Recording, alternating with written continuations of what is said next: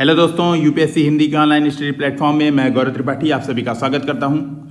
जैसा कि इस प्लेटफॉर्म के माध्यम से हम यूपीएससी और यूपीपीसीएस मेंस में जो अति महत्वपूर्ण आंसर राइटिंग की प्रैक्टिस है उसको आगे बढ़ा रहे हैं और उसी क्रम में आज हमारा 42वां दिन है, जिसमें हम शेड्यूल के हिसाब से जीएस पेपर 3 और जीएस पेपर 4 के एक प्रश्न का डिस्कशन करेंगे और पूरे मॉडल आंसर के साथ, और साथ में एक प्रश्न की स्ट्रक्चरिंग करेंगे जो कि जीएस पेपर 4 का होगा।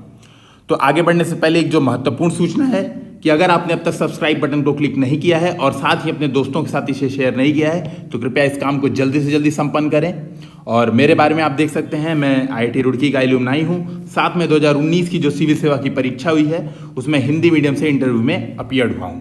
तो यानी कि जो इस प्लेटफॉर्म के माध्यम से हम सीख रहे हैं वो कम से कम आपकी जो आंसर राइटिंग है वो एक उचित दिशा में ले जाएगी, आपको स्मार्ट बनाएगी, आंसर राइटिंग के आपको अप्रोच सही करेगी, ताकि आप सिविल सेवा की जो परीक्षा है, मुख्य परीक्षा खास करके, उसमें एक अच्छा प्रदर्शन कर पाएं।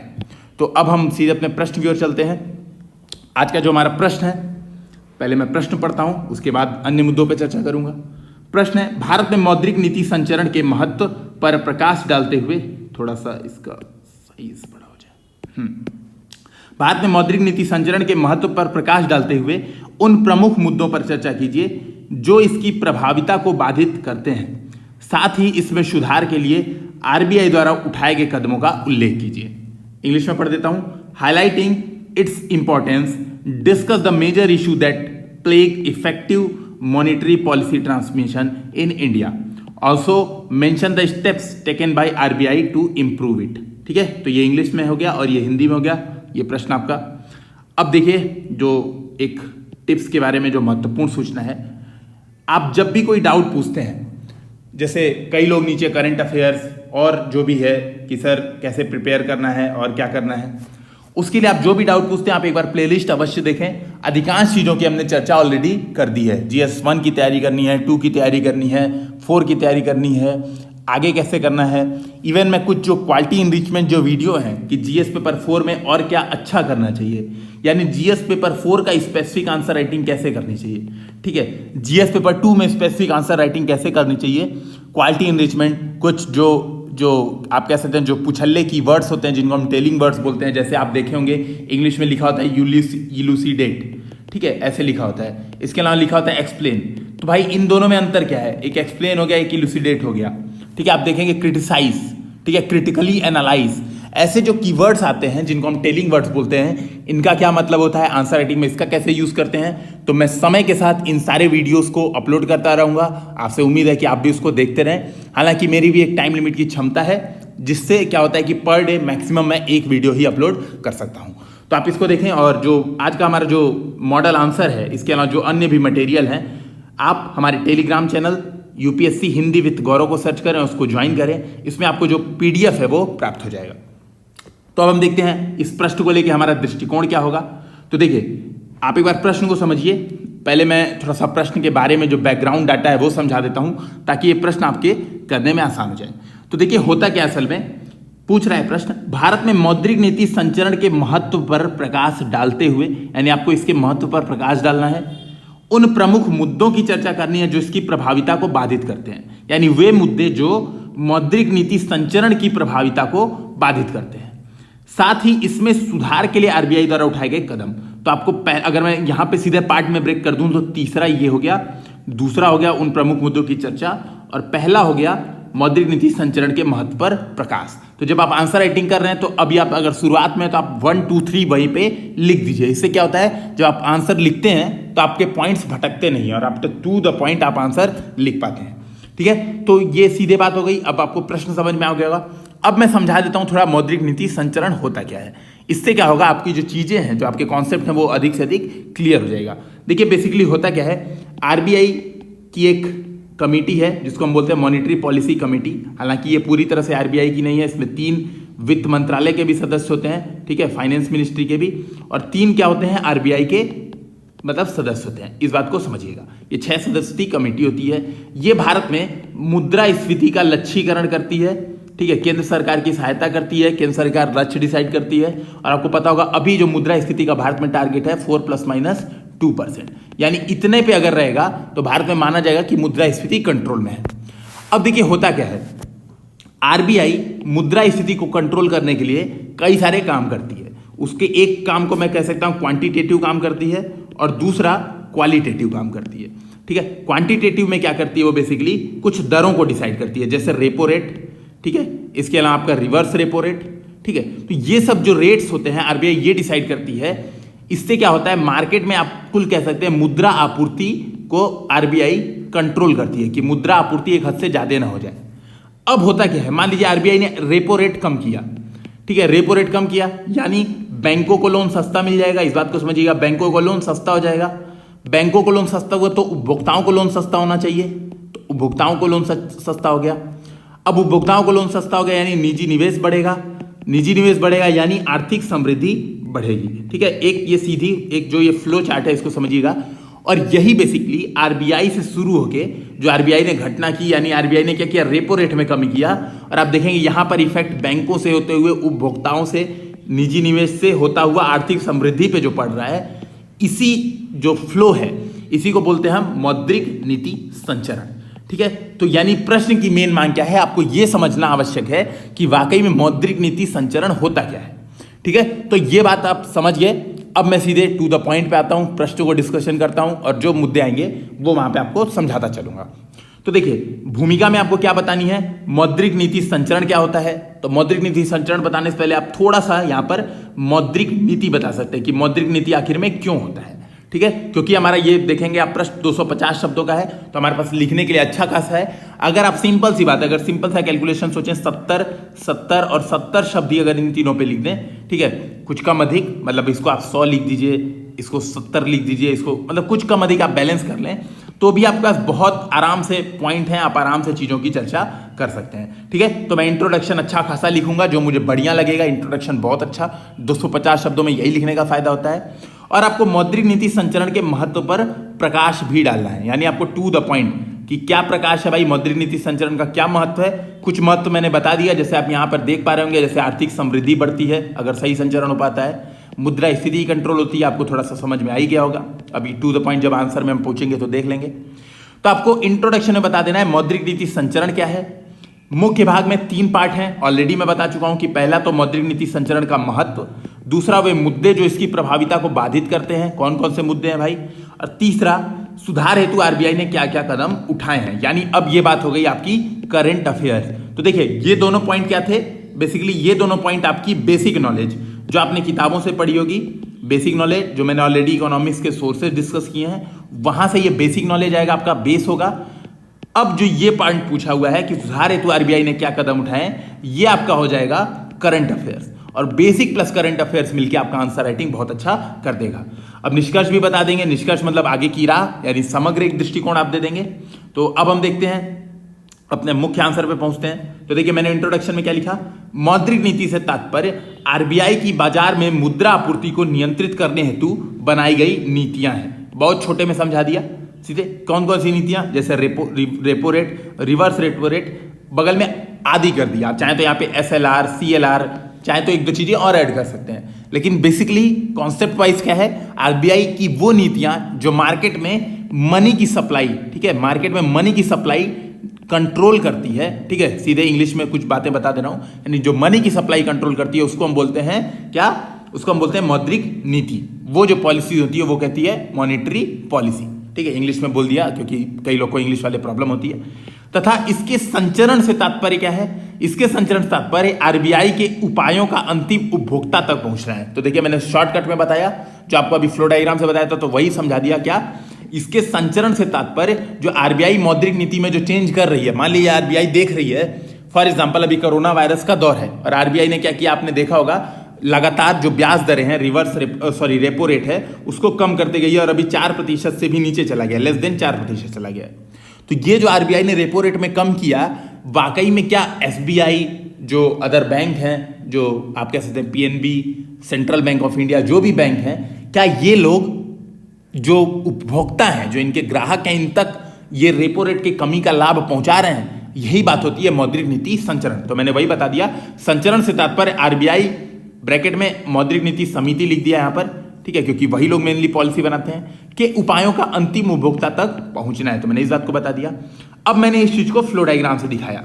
और मैं एक बात बता दूं, यहां पर ये जो फ्लो डायग्राम है ये वेरी इंपॉर्टेंट कैटेगरी में आता है। क्यों? आप इसको नहीं बताएंगे तो केवल इतना लिख देने से कि इसके संचरण से तात्पर्य आरबीआई मौद्रिक नीति के उपायों का अंतिम उपभोक्ता तक पहुंचना है, बहुत क्लियर कॉन्सेप्ट नहीं हो पा रहा है। ठीक है, तो बेसिकली यहां पर हमने एक लाइन लिख दिया। अब क्योंकि आप लाइन से अगर लिखना चालू कर दें, मतलब आप समझिए, अगर मैं ऐसे लिखना चालू कर दूं कि बाजार में मुद्रा बढ़ जाती है, मान लीजिए, तो आरबीआई क्या करती है? संकुचनवादी नीति अपनाती है। संकुचनवादी नीति अपनाएगी तो रेपो रेट बढ़ाएगी। ऐसे करके कहानी लिखना चालू कर दूं, कहानी काफी बोरिंग हो जाएगी और चीजों को समझ में भी नहीं आएगा। तो उसकी जगह मैं क्या करूंगा, एग्जाम में ऐसा फ्लो चार्ट बना दूंगा। और देखिए मैंने क्या फ्लो चार्ट बताया, उदाहरण के तौर पर एक मौद्रिक नीति का एग्जाम्पल दिया, मौद्रिक नीति संचरण, कि मान लीजिए बाजार में मुद्रा आपूर्ति बढ़ गई है। मुद्रा आपूर्ति बढ़ गई, इसका मतलब आरबीआई क्या करेगी? मुद्रा आपूर्ति को कम करेगी, यानी वो क्या करेगी? दिस इंप्लाइज संकुचनवादी मौद्रिक नीति अपनाएगी। संकुचनवादी मौद्रिक नीति का उदाहरण क्या होगा? आरबीआई क्या कर सकती है? रेपो रेट में वृद्धि कर सकती है। यहां पर देखिए मैंने क्लियर दिखाया, रेपो रेट में आरबीआई वृद्धि करेगी तो क्या होगा? बैंकों को ऋण महंगा मिलेगा। ठीक है, बैंकों को ऋण महंगा मिलेगा तो इससे क्या होगा? ग्राहकों को ऋण महंगा मिलेगा। ग्राहकों को ऋण महंगा मिलेगा तो क्या होगा? बाजार में मुद्रा आपूर्ति में कमी आ जाएगी। क्यों? क्योंकि ग्राहक ऋण लेंगे नहीं। तो सीधी बात है, अब मुद्रा आपूर्ति में कमी आएगी। और आरबीआई का उद्देश्य क्या था? आरबीआई का उद्देश्य यही था कि बाजार में मुद्रा बढ़ गया और इसको कम करना। तो देखिए ये आरबीआई अपने उद्देश्य में सफल हो जा रही है। आप चाहें तो इसी को उल्टा एग्जाम्पल बता सकते हैं कि मार्केट में मुद्रा आपूर्ति कम हो गई है। ठीक है, आप चाहें तो इस तरह से बता दें। उदाहरण के तौर पे कोरोना वायरस में आप देख रहे होंगे कि क्योंकि कोई आर्थिक गतिविधियां चल नहीं रही हैं सही ढंग से, तो इससे क्या हुआ है? मुद्रा आपूर्ति में कमी हो गई है। तो आरबीआई क्या कर रही है? जो उपाय कर रही है उसको बता दीजिए। ठीक है, यही चीज बस क्या हो जाएगा, यहाँ पे मुद्रा आपूर्ति में कमी दिखा देना है। आरबीआई के बाद यहाँ पे लिख देना है विस्तारवादी मौद्रिक नीति। विस्तारवादी मौद्रिक नीति के बाद आपको लिख देना है रेपो रेट में कमी। रेपो रेट में कमी यानी बैंकों को ऋण सस्ता, बैंकों को ऋण सस्ता मिला यानी ग्राहकों को ऋण सस्ता मिलेगा। ग्राहकों को ऋण सस्ता मिलेगा तो बाजार में मुद्रा आपूर्ति बढ़ जाएगी। तो यानी आरबीआई का जो उद्देश्य है वो इस फ्लो से मौद्रिक नीति संचरण के माध्यम से पहुंच जा रहा है। और मैंने नीचे दिखा दिया कि मैंने जो भाई फ्लो डायग्राम बनाया है वो क्या है?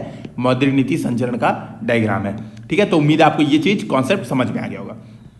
अब पूछा है मौद्रिक नीति संचरण का महत्व बताओ। महत्व मैंने कुछ बता दिया था ऑलरेडी, यहां पर आप देख लीजिए। पहला महत्व क्या है? मुद्रास्फीति नियंत्रण होता है इससे। उदाहरण के तौर पे अधिक मुद्रास्फीति के दौरान आरबीआई दरों में वृद्धि करता है। तो मैंने जो उदाहरण दिया वही यहां पे बता दिया।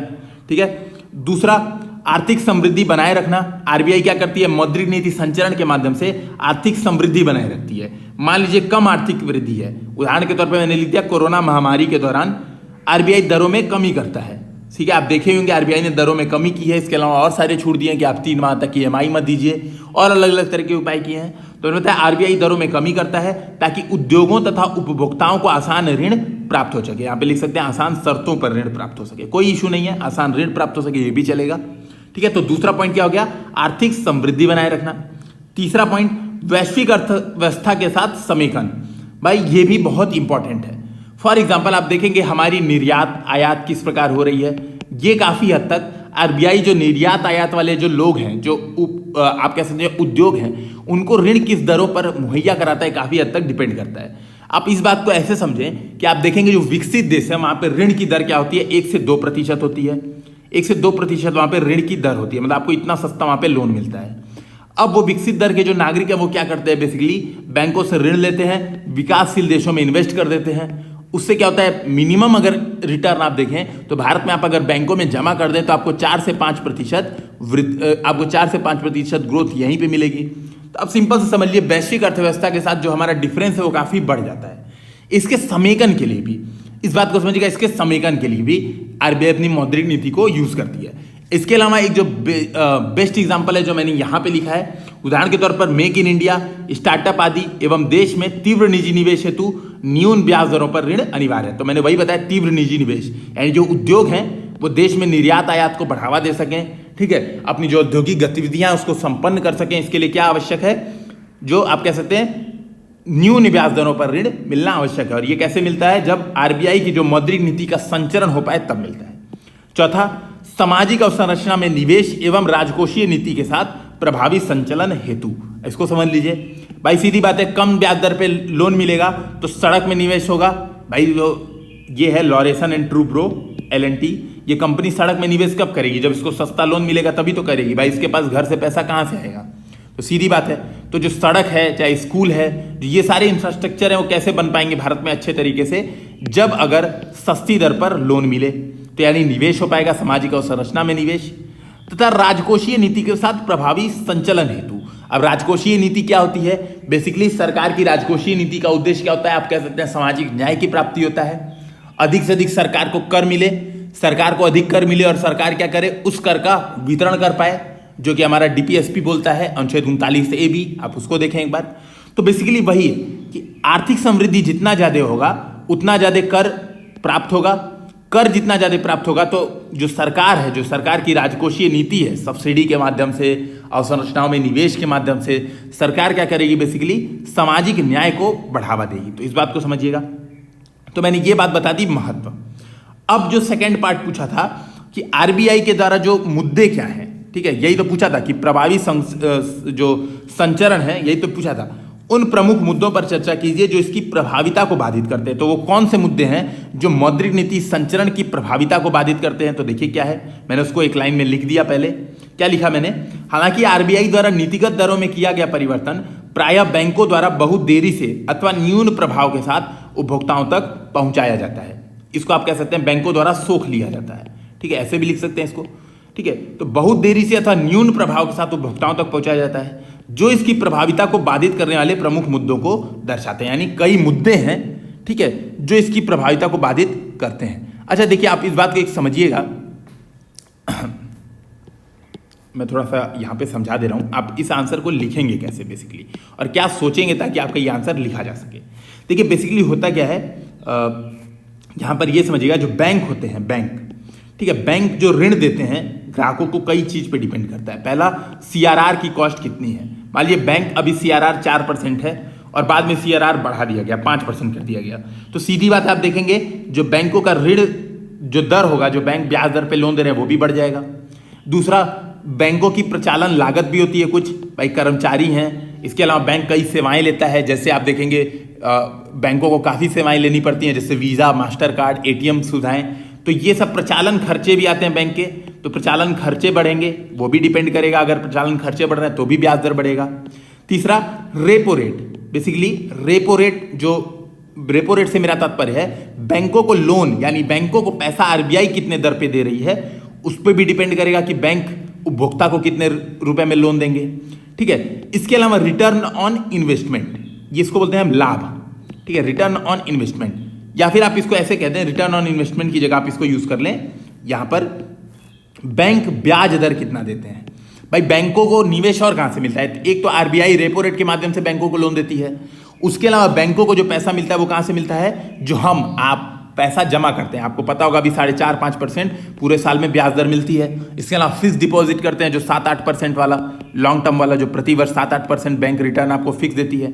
तो ये जो रिटर्न बैंक देती है, ये भी डिपेंड करता है। मान लीजिए बैंक ज्यादा रिटर्न दे, फॉर एग्जांपल आपको ब्याज पर बैंक 6% अगर दे रही है, तो सीधी बात है जो बैंक का जो ब्याज दर होगा वो बढ़ जाएगा, ठीक है। इस बात को समझिएगा, आपको दिख रहा होगा कि बैंकों का जो ब्याज दर है वो काफी जटिल है, मतलब 4-5 चीजों पर डिपेंड कर रहा है बैंकों का ब्याज दर। अब मान लीजिए आरबीआई क्या कर रही है, मौद्रिक नीति संचरण के माध्यम से आरबीआई क्या करेगी, एक तो यही कम कर रही है, अधिक से अधिक क्या करेगी, सीआरआर कम कर देगी, 2 काम कर देगी।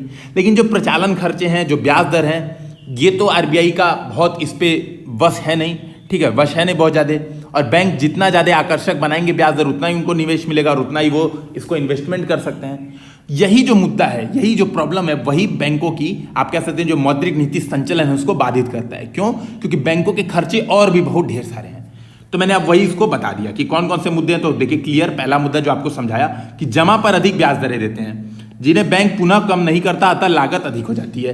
भाई सीधी बात है, मान लीजिए आरबीआई ने रेपो रेट में कमी कर दी, तो बैंक अगर ब्याज दर में कमी करेगा तो आप क्या कहेंगे, यार छोड़ो बैंक में पैसा नहीं जमा करेंगे, निकाल लेते हैं पैसा। तो बैंक क्या करेगा, सीधी बात है बैंक ब्याज दर कम नहीं कर पाएगा।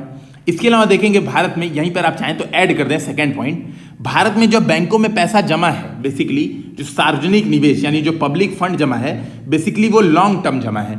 देखेंगे आप जनरली छोटे छोटे घर हैं, वो भी मतलब बहुत कम आय है, बचत अच्छी है, वो क्या करते हैं बेसिकली फिक्स डिपॉजिट अकाउंट बनाते हैं। और फिक्स डिपॉजिट अकाउंट में जो इन्वेस्टमेंट, जो आप कह सकते हैं जो रेट है, ब्याज दर है, वो और अधिक होता है। तो लागत बैंकों की बहुत अधिक यहां पर हो जाती है, तो इस वजह से नहीं होता है। दूसरा एनपीए, भाई बैंकों का ये बताइए बैंकों को लाभ कैसे मिलेगा। अगर बैंकों का आधा पैसा एनपीए में चला जा रहा है, बहुत सारा पैसा, तो लाभ कहाँ से लेंगे? तो लाभ वहीं से लेंगे जो ऋण दे रहे हैं उनसे ब्याज दर बढ़ा के लेंगे लाभ। तो सीधी बात है, यानी आरबीआई रेपो रेट कम करेगी तो बैंक सोचेंगे यार ऐसा है जो गैप बन रहा है रेपो रेट का और जो हमारा पहले से रेट था, अगर हम कम ना करें तो हमको लाभ ज्यादा मिलेगा, तो बैंक ज्यादा फायदा कमाना चाहेगा। एक कारण ये भी है, ठीक है, क्योंकि 10 लाख करोड़ रुपए का भारत में एनपीए है तो बैंकों की लाभप्रदता कम कर दी है। तो बैंक सोचते हैं यार जो भी मौका मिल रहा है उसको उठा लो, अधिक से अधिक फायदा पहुंचा लो, ठीक है, तो ये वायदा। तीसरी बात, आरबीआई द्वारा बेसल 3 मानदंडों की पूर्ति हेतु बैंकों के ऊपर जोखिम भारित पूंजी अनुपात, जिसको हम बोलते हैं सीआरएआर, आप चाहें तो सीधे सीधे सीआरएआर लिख दें, कोई दिक्कत नहीं है, सीआरएआर लिख दें, तथा एसएलआर एवं सीआरआर जैसी बाध्यताएं। तो वही मैंने ऑलरेडी चर्चा कर दी कि भाई बेसल 3 के मानदंड बैंकों को पूरा करना है, बैंकों को सीआरआर देखना है, बैंकों को एसएलआर देखना है, तो कहां से वो मौद्रिक नीति संचलन कर पाएंगे। फिर चौथा, अन्य परिचालन लागत, जैसे कर्मचारियों को भुगतान, बैंकों को कुछ सेवाएं प्राप्त करनी होती है, जैसे मैंने बताया कि एटीएम, वीजा, ये सब जो सुविधाएं सेवाएं हैं, इन सभी के कारण बैंकों की जो लागत है वो हमेशा बढ़ी रहती है। और बैंक क्या करते हैं, ब्याज दरों में उस हिसाब से परिवर्तन नहीं करते हैं। बेसिकली परिवर्तन का मतलब ज्यादातर जो सेंस होता है कि कमी, क्योंकि आप देखेंगे अधिकतर समय जो रेपो रेट है उसको कम ही किया जाता है, ठीक है। और रेपो रेट आप देखेंगे 6.5, मेरे होश में मुझे याद है कि जब मैं प्रिपरेशन चालू किया था तो 6, 6.25 रेपो रेट था और अब घट के 4 से कम हो गया है। तो जनरली रेपो रेट में कम ही होता है, लेकिन बात यही होती है कि जितना रेपो रेट में कम हुआ क्या बैंक उसी हिसाब से कम कर रहा है, तो ये इफेक्ट आता है। अब जो थर्ड पार्ट पूछा था कि मौद्रिक नीति संचलन को बेहतर बनाने हेतु आरबीआई क्या उपाय की है, तो देखिए पहला उपाय जो लेटेस्ट किया आरबीआई ने, एमसीएलआर को बेंचमार्क बेस्ड लैंडिंग रेट यानी बेंचमार्क आधारित ब्याज दरों से प्रतिस्थापित कर दिया गया है। अब बेंचमार्क कौन कौन से हैं, तो देखिए मैंने ऑलरेडी जो ये मैंने आपको चीजें बताई थी, आप यहाँ पे देख पाएंगे, मैंने यहाँ पे चीजें बताई थी, बैंकों का ब्याज दर, सीआरआर, प्रचालन खर्चे, रेपो रेट, ब्याज दर, ये बेसिकली कुछ नहीं था, ये एमसीएलआर था, ठीक है ना। मैंने एमसीएलआर पढ़ा और चालाकी से आपको समझा दिया कि देखो बैंकों का ब्याज दर इन चीजों पे डिपेंड होता है, तो एमसीएलआर इन चीजों पे डिपेंड करता था। अब बैंक क्या कहते थे, बैंक मान लीजिए आरबीआई ने रेपो रेट कम किया तो बैंक कहते थे यार ये तो हमारा ज्यादा ही है, ये हमारा खर्चा ज्यादा ही है, सीआरआर हमारा ज्यादा ही है, ऐसा है, हम ब्याज दर कम नहीं करेंगे। बैंक आरबीआई को बता देते थे। अब आरबीआई ने कहा ऐसा है, आपको ये सब एमसीएलआर अब यूज नहीं करना है, अब आपको क्या करना है, benchmark based landing rate use करना है। आरबीआई कई बेंचमार्कों को डिसाइड किया, जैसे रेपो रेट। इसके अलावा असल में होगा कुछ नहीं, होगा वही जो बैंक चाहेंगे, फिर भी आरबीआई कोशिश करता है कि मौद्रिक नीति संचलन हो पाए। तो आरबीआई ने आपको या तो रेपो रेट पे अपना फिक्स करना है, रेपो रेट के हिसाब से प्लस माइनस समथिंग, या फिर benchmark corporation of India limited है, ठीक है, वो कौन सी दरें बता रहा है आप उसको यूज कर सकते हैं, या फिर आप लघुकालिक जो बॉन्ड है, जो मैंने यहाँ पे लिखा है लघुकालिक बॉन्ड, लघु अवधिक बॉन्ड के जुड़कर शीघ्र संचरण में सहायक होंगे। तो क्लियर बात है, वही आरबीआई ने कहा कि आपको कुछ बेंचमार्क दरों से अपनी ब्याज दरें जोड़नी होगी, तो ये आरबीआई ने कह दिया। दूसरा, आरबीआई क्या कर रहा है, बैंकिंग क्षेत्र की सुदृढ़ता तथा एनपीए में कमी हेतु prompt corrective action framework use कर रहा है, जिसको हम बोलते हैं त्वरित सुधारात्मक कार्यवाही। तो पीसीए फ्रेमवर्क आरबीआई यूज कर रहा है, तो जो एनपीए वाली प्रॉब्लम थी आरबीआई उसका समाधान कर रहा है, ताकि बैंकों का एनपीए कम हो सके, एनपीए लॉजिकल बन सके, इससे क्या होगा, बैंक ऋण सस्ता दे पाएंगे। तीसरा, आरबीआई वित्तीय समावेशन पे बहुत जोर दे रहा है। फॉर एग्जांपल प्रधानमंत्री जनधन योजना आदि के माध्यम से बैंकों तक अधिक नकदी का संचरण। भाई सीधी बात है कि आप जनधन खातों के माध्यम से जो गरीब गुरबे जो हमारे लोग हैं, वो लोग अपना पैसा अगर बैंकों में जमा कर देंगे तो बैंकों के पास अधिक पैसा होगा और वो लोन दे पाएगी। इसके अलावा आप चाहें तो, मैंने एक चौथा पॉइंट नहीं लिखा, मिस कर गया, आपको लिख देना चाहिए, लॉन्ग टर्म रेपो ऑपरेशन। हाल में आरबीआई ने ये शुरू किया लॉन्ग टर्म रेपो ऑपरेशन।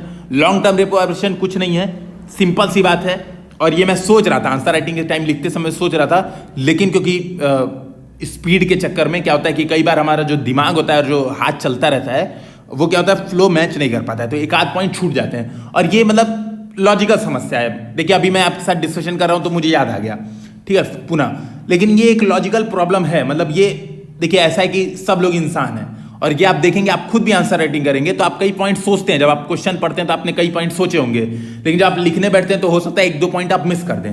तो ये कोई बहुत बड़ी प्रॉब्लम नहीं है, इसको बड़ी समस्या मत माने, छोटी मोटी प्रॉब्लम है। अधिक अभ्यास से क्या होगा, अगर आप पहले 4 पॉइंट भूलते थे तो अब 4 पॉइंट में से 3 ही, एक ही पॉइंट भूलेंगे, 3 पॉइंट आपको याद हो जाएंगे। बेसिकली ये प्रैक्टिस पर डिपेंड करता है। तो मैंने वही बता दिया, एक long term repo operation. Long term repo operation कुछ नहीं है, जो रेपो ऑपरेशन है उसी को आरबीआई ने लॉन्ग टर्म कर दिया। वर्तमान में रेपो ऑपरेशन क्या 1 दिन के लिए काम करता है, आरबीआई ने इसी को बोला कि चलो इसको ऐसा 3 महीना 6 महीना लॉन्ग टर्म आपको हम इसी रेट पे लोन देंगे, यही है।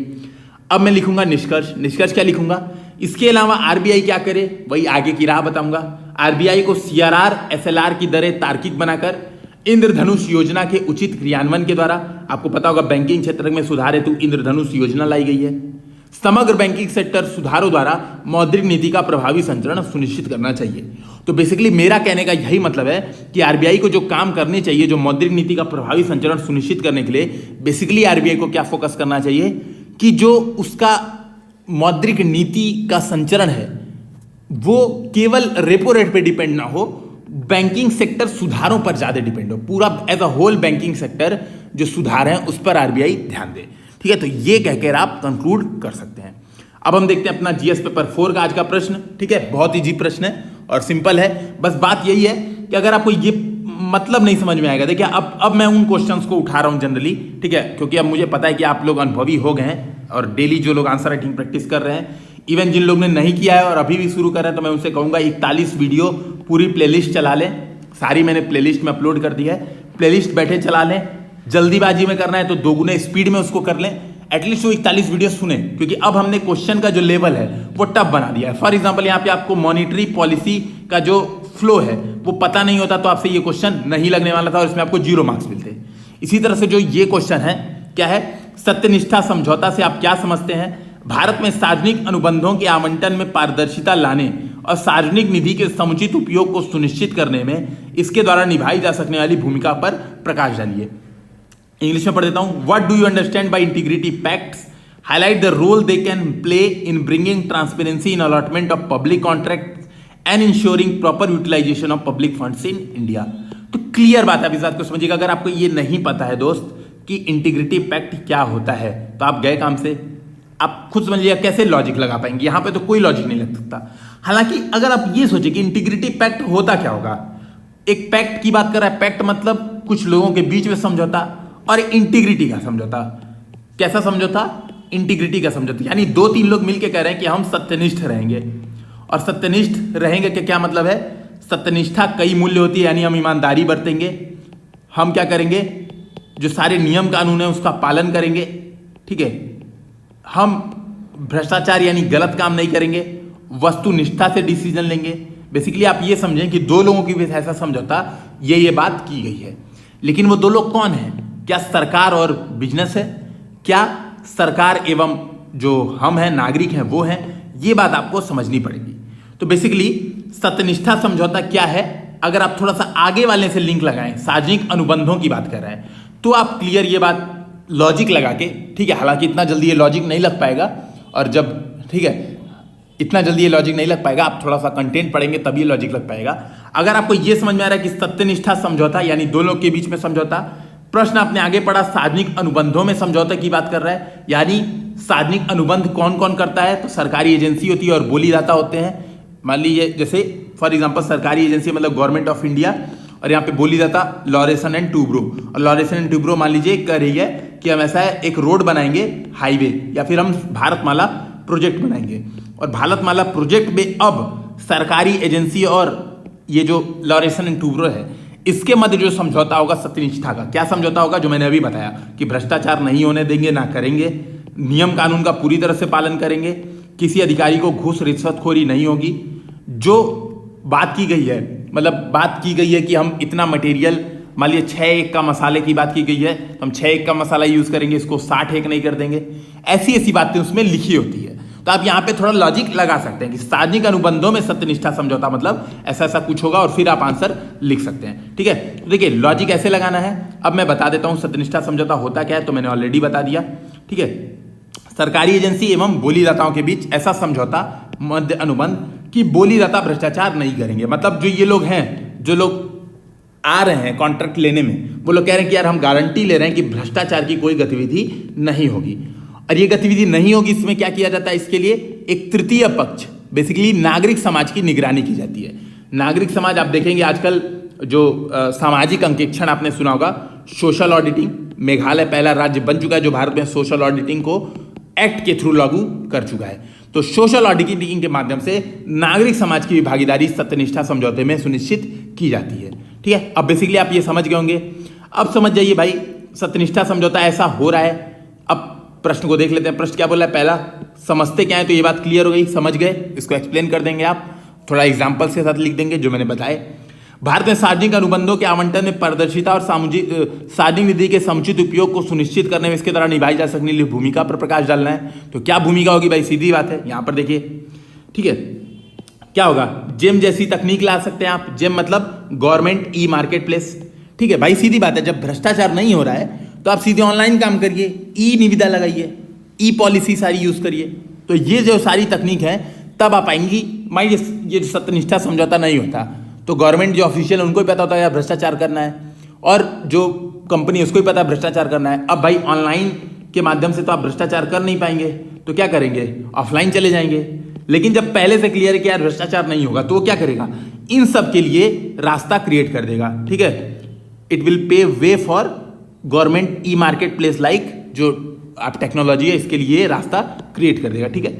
दूसरा क्या है? खरीद प्रक्रियाएं निष्पक्ष, पारदर्शी तथा दक्षता पूर्व हो सकेंगी। तो जो भी सार्वजनिक क्षेत्र खरीदता है, जो विभिन्न मटेरियल्स मंगाता है, उसमें क्या होगा? निष्पक्षता, पारदर्शिता और दक्षता आएगी। तो ये देखिए, ये कीवर्ड्स हैं एथिक्स के, निष्पक्षता, पारदर्शिता और दक्षता। जोखिम में कमी होगा भाई, सीधी बात है, जोखिम में कमी होगा। और आप इसको ऐसे भी समझ सकते हैं भाई, मान लीजिए दबाव में आकर और भ्रष्टाचार में आकर जो कंपनियां हैं वो क्या करती हैं? गलत सलत निविदा लगाती हैं, कहती हैं कि ये काम हम इतने में ही कर देंगे, सस्ते में कर देंगे, बाद में पता चलता है इतने में हो नहीं पाएगा, तो क्या होता है? वो काम बंद हो जाता है। फॉर एग्जाम्पल मान लीजिए भारतमाला प्रोजेक्ट बन रहा है, लॉरेंसन एंड टूब्रो ने कहा कि हम ऐसा है 1 लाख रुपए में ये काम कर देंगे ताकि उसको बोली मिल जाए, ठीक है, और उसने कोई पैक्ट वैक्ट साइन नहीं किया, और बाद में उसको लगा कि यार अब तो पॉसिबल नहीं, तो कहेगा ऐसा है चलो काम हम बंद, अब कुछ नहीं हो पाएगा। तो क्या हो रहा है भाई? भारतमाला प्रोजेक्ट में जोखिम बढ़ गई। भारतमाला प्रोजेक्ट पे जोखिम बढ़ी तो बैंकों का एनपीए बढ़ जाएगा कि नहीं? क्योंकि ये बैंक, ये जो लॉरेंसन टूब्रो लोन कहाँ से लेगा? बैंकों से लेगा, तो यानी ये प्रॉब्लम में आ जाएगी। तो बेसिकली आप इसको बता सकते हैं, थोड़ा डिटेल में एक्सप्लेन कर सकते हैं कि जोखिम में कमी आएगी। तीसरा, करदाताओं के धन का सदुपयोग होगा। सीधी बात है, जो गवर्नमेंट पैसा दे रही है, जो बोलीदाता है, जो पैसा ले रहे हैं, वो कहाँ से ले रहे हैं? जो भी हम इंफ्रास्ट्रक्चर का विकास करते हैं कहाँ से करते हैं? टैक्स पेयर की मनी है उसी से करते हैं, तो इससे ये काम हो पाएगा। तो उम्मीद है कि आप इन चीज़ों को लाइन वाइज अरेंज करेंगे और अपना आंसर बहुत ही वेल स्ट्रक्चर्ड लिखेंगे। हालांकि कोई बताता नहीं है, कमेंट सेक्शन में कोई नहीं लिखता है कि सर मैंने आंसर लिखा, और आपने 10 दिन अब तक हो चुके हैं हमारे ये जो सेकेंड स्ट्रक्चरिंग वाला प्रोसेस है। और अगर आप लोग इसका मतलब फ़ायदा नहीं उठाएंगे तो मेरे ऐसे डिस्कशन करने का कोई लाभ नहीं है। तो मैं इसको बंद कर दूंगा प्रॉपर, और ये जो डिस्कशन है ओनली 1 क्वेश्चन फिर रह जाएगा। तो आप लोग बताएं कि आप लोग ऐसा कर रहे हैं कि नहीं कर रहे हैं, कुछ फ़ायदा हो रहा है कि नहीं हो रहा है, इन चीज़ों को बताएं। क्योंकि देखिए बेसिकली कुछ आपसे बातें जो करनी है मुझे, इस प्लेटफॉर्म का उद्देश्य अभी मेरा पैसा कमाना नहीं है, ठीक है। और पैसा कमाना है तो मुझे काफ़ी सोर्सेज हैं। मैं इवन ऑप्शनल कोर्स अगर किसी कोचिंग में पढ़ाऊँ तो जियोग्राफी ऑप्शनल, और इवन आज ही मुझे काफ़ी कॉल, जो मेरे सर हैं जिनको मैं जानता हूँ उनकी कॉल आई थी, उन्होंने खुद कहा कि आप पेन ड्राइव कोर्स बना दो और मार्केट में बेचेंगे, काफ़ी चीज़ें होंगी। तो जो भी चीज़ें मैं चाहूँ तो ये सब आराम से काम कर सकता हूँ, ठीक है। लेकिन आपको इस बात को समझना होगा कि अभी मेरा उद्देश्य अपनी भी पढ़ाई पे फोकस करना है।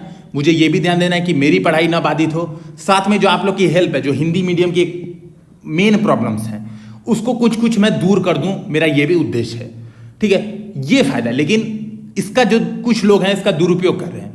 अब ये बात आप समझिएगा, अगर आप बार बार मुझे मैसेज करेंगे, मुझे फोर्स करेंगे सर मुझसे बात कर लीजिए, मेरी ये प्रॉब्लम है, मेरी ये प्रॉब्लम है, तो आप सोचिए, आप सोच रहे हैं कि आप एक इंसान है और सर मैं केवल एक इंसान की प्रॉब्लम नहीं सुन रहा हूँ। लेकिन आप देख रहे हैं कि यूट्यूब पे हमारे 1450 के आसपास सब्सक्राइबर हैं, ठीक है। हर वीडियो 200-250 लोग देखते हैं। यार सबको प्रॉब्लम होगी, और अगर सब लोग मुझे एक एक आदमी 1-1 मिनट भी बात करेगा तो आप समझ सकते हैं मेरा पूरा दिन इन्हीं चीज़ों में व्यस्त हो जाएगा। तो इस वजह से मैं काफ़ी इरिटेटेड फील कर रहा था और मुझे लगा कि ये प्लेटफॉर्म बंद ही कर देना चाहिए, क्योंकि लोग मतलब जो खैर वही है, कुछ लोगों के चलते जो लोग फ़ायदा वाकई में उठा रहे हैं। मैं ऑब्वियसली ऐसा कोई स्टेप नहीं लेने जा रहा कि एटलीस्ट कुछ लोगों की वजह से, जो लोग को पता है यार आप इतनी बड़ी सिविल सेवा की तैयारी कर रहे हैं और आपको एक छोटी सी समझ नहीं है कि मतलब आप क्या कर रहे हैं कि लालची, ये इसी को हम कह सकते हैं ये लालची स्वभाव, ये मानव का स्वभाव से ही लालची है। कुछ नहीं मिल रहा है तो प्रॉब्लम है कि यार ऐसा कुछ हो जाता प्लेटफॉर्म जो हमारी हेल्प कर देता। हम लोग विभिन्न कोचिंग के मटेरियल उपलब्ध करा रहे हैं फ्री में। इवन आप देखेंगे फेसबुक पे काफ़ी ऐड मैंने खुद ने देखे हैं कि 2 से 5 हज़ार रुपये चार्ज किए जा रहा है, इवन 15-15 हज़ार 10-10 हज़ार रुपये चार्ज किए जा रहा है, और हम लोग वो चीज़ अपने प्लेटफॉर्म पे फ्री में दे रहे हैं। अब यहाँ पे क्या है, कुछ लोगों की लालच और बढ़ रही है कि सर उसको आप ऐसा करो, पेन ड्राइव खरीद के हमें सेंड कर दो। यार आप खुद सोचो, मतलब ये चीज़ें पॉसिबल नहीं है और बिजनेस मोटो अभी नहीं है, ठीक है, इस बात को समझिएगा। अगर बिजनेस मोटो हुआ बाद में तो फिर देखेंगे, फिर मैं भी इन चीज़ों में उतर जाऊंगा। लेकिन आप अगर इसका लाभ उठा पा रहे हैं, ठीक है, बेसिकली मैं ये बात से काफ़ी परेशान था। मैं इवन कल मैंने कम से कम 50 लोगों को ब्लॉक किया टेलीग्राम पे, जो बिना मुझसे पूछे, बिना परमिशन लिए, इवन कहीं नहीं पूछा और सीधे पता नहीं कैसे मेरा नंबर पा गया और direct message, hi sir courses भेज दीजिए, हाय सर ये कर दीजिए, तो सीधे मैंने ब्लॉक किया। तो इवन मैंने मैसेज पढ़ा भी नहीं। इससे क्या होता है, कई जरूरी जो मैसेजेस होते हैं जो मैं पहले पढ़ता था, हो सकता है कि कोई लोग वाकई में बहुत रिक्वायरमेंट हो, कोई लोग वाकई में परेशान हो, जिससे हो सकता है कि बात करना जरूरी पड़ जाए, उन लोगों की भी मदद नहीं हो पाएगी। तो आप समझिए आपका जो एक कदम है छोटा सा, मुझे परेशान, अगर मैं परेशान हूंगा तो ऑब्वियस सी बात है फिर इस प्लेटफॉर्म पे मैं टाइम नहीं दे पाऊंगा। ये बात बिल्कुल क्लियर आप समझिएगा। तो धैर्य रखिए। सिविल सेवा की परीक्षा की आप तैयारी कर रहे हैं तो एक जो बहुत इंपॉर्टेंट गुण है धैर्य रखना, इमोशनल इंटेलिजेंस अपने अंदर बनाए रखना, इस बात को आपको रखना पड़ेगा। और अगर ऐसा नहीं हो पा रहा है आपके अंदर, तो आप खुद को सोच लीजिए कि आप कहाँ पे ठहरते हैं, आप सिविल सेवा के लायक हैं कि नहीं है, ठीक है। आपको जब चीजें नहीं मिल रही थी तो आपको कोई प्रॉब्लम नहीं थी, जब मिल रही हैं तो आप फोर्स कर रहे हैं कि सर ये बता दीजिए, सर ये सारे कोर्सेज अपलोड कर दीजिए, ठीक है। इस बात को आप समझिएगा। अच्छा, मेरे आप कहने का मतलब ये नहीं है, जो लोग वीडियोस देख रहे हैं, जो लोग रेगुलर प्रैक्टिस कर रहे हैं, जो लोग वाकई में इस प्लेटफॉर्म का लाभ उठा रहे हैं, मुझे उनसे शिकायत नहीं है। इवन बहुत अच्छे लोग भी हैं, नीचे कमेंट सेक्शन में काफ़ी मोटिवेटिंग कमेंट्स भी आते हैं। खास करके एक अमन पटेल सर का मैं नाम लेना चाहूँगा। आज मैं रियली सुबह सुबह बहुत फ्रस्ट्रेटेड था और उनका कमेंट पढ़ के मुझे काफ़ी मोटिवेशन मिला, तो रियली थैंक्स टू हिम। बहुत मतलब आप समझ लीजिए, मतलब 50 मैसेज। इवन मैं रात में 2 बजे उठता हूँ, 3 बजे जब पढ़ने के लिए खुद के, तो भी मैं देखता हूँ कि यार मैसेजेस भरे पड़े हैं कि सर ये भेज दीजिए, वो भेज दीजिए। तो सुबह सुबह ही जब मूड इसकी वजह से ऑफ हो जाता है तो फिर पढ़ाई नुकसान होती है। तो ये बात क्लियर है। मेरा फोकस अभी मेरे खुद के सिलेक्शन पर अधिक है, आप इस बात को समझिएगा। तो वो मैं फोकस रखूंगा, ठीक है। अगर इसके लिए इवन एक्सट्रीम केस में अगर ये प्लेटफॉर्म बंद भी करना पड़े तो मुझे कोई दिक्कत नहीं होगी। ऑब्वियस सी बात है, मेरा पैसा कमाना उद्देश्य बिल्कुल नहीं रहा है, ठीक है। तो बिल्कुल मैं बंद कर दूंगा। तो इस बात को आप समझिएगा कि ध्यान रखिए, चीज़ों को प्रैक्टिस करते रहिए, लाभ उठाइए, जितना हो पा रहा है उसका यूज करिए, ठीक है। बिना मतलब के मटेरियल इकट्ठा करना अपना उद्देश्य मत बनाइए। जैसे आजकल जो प्रिपरेशन जो कर रहे हैं लोग, एक उद्देश्य हो जा रहा है मटेरियल इकट्ठा करना। यार मैं लिटरली बता रहा हूँ, मैं इंटरव्यू तक जा चुका हूँ, सिलेक्शन नहीं हुआ है तो मैं इसका कोई घमंड नहीं कर रहा हूँ। आप लोग ये भी सोच सकते हैं कि सर घमंडी हो गया, 50 बात कर रहे हैं। आप आके मेरे पास देखेंगे, मटेरियल्स बिल्कुल नहीं है। मुश्किल से 4 से 5 किताबें मेरे सामने बुक सेल्फ में हैं, उन्हीं को कभी कभार खोल के देखता रहता हूँ। बाकी मैं टेस्ट सीरीज और जो मैंने आज से ऑलरेडी अपनी चीज़ें डिस्कशन कर दी हैं, मैंने प्रूफ के साथ आपको डिस्कशन किया, प्रूफ के साथ आपको दिखाया है, तब भी आप परेशान हैं। मैंने कभी कोचिंग नहीं की, नेवर डन एनी क्लासेस। तो इस बात को आप समझिएगा। आपके फायदे के लिए मैं चीज़ें ये करता हूँ, उसका फायदा उठाएं, ठीक है। और काफ़ी सीरियस हो जा रहा हूँ, मुझे लग रहा है कि मैं आज काफ़ी सीरियस फील कर रहा था। इस बात को ध्यान में रखें और आखिरी में हैप्पी रहें, ठीक है। प्रिपरेशन करते रहें। थोड़ी सी प्रॉब्लम हो सकता है, क्योंकि ये सीधी बात है, अमन पटेल सर की बात बिल्कुल सही है कि यार जब आप कुछ अच्छा काम करते हैं तो कुछ लोग आ ही जाते हैं। तो उन कुछ लोग को आप अपने आप से अलग रखिए, ठीक है। आप डिस्टर्ब मत होइए, ना दूसरों को करिए, खुद की प्रिपरेशन करते रहिए। सिविल सेवा एकमात्र लक्ष्य आपका होना चाहिए, ठीक है। सिविल सर्विसेज में सिलेक्शन, CSE, न कि मटेरियल इकट्ठा करना। तो इस बात को ध्यान में रखिए और प्लीज पर्सनल मैसेजेस किसी भी एडमिन को मत करिए, ठीक है। कुछ प्रॉब्लम्स हैं तो फेसबुक को मैंने ऑलरेडी बता रखा है कि आप UPSC हिंदी, इवन जो लोग हैं, जो लोग मुझसे कांटेक्ट करते हैं फेसबुक पे UPSC हिंदी पेज पे, आप देखेंगे 10 मिनट है ना। इवन मैंने सुबह 3 बजे भी आंसर दिया है, ठीक है। 3 बजे उठते ही मैंने देखा और जेन्युइन था, जिसका जेन्युइन है मैं बिल्कुल तुरंत आंसर करता हूं। तो इस बात को समझिएगा, ठीक है। लेकिन वो चैनल है, प्रॉपर चैनल के वाइज आइए, ठीक है। इधर उधर से कांटेक्ट करने का प्रयास बिल्कुल मत करिए। तो दोस्तों उम्मीद है आपको वीडियो पसंद आया होगा। कृपया इसे लाइक, शेयर और सब्सक्राइब करना बिल्कुल मत भूलें। और बहुत बहुत धन्यवाद कि आप इस चैनल को देख रहे हैं और इसको आगे बढ़ा रहे हैं, और काफ़ी हमारे सब्सक्राइबर स्पीडली ग्रो कर रहे हैं। तो सब्सक्राइब करते रहिए, शेयर करते रहिए। धन्यवाद।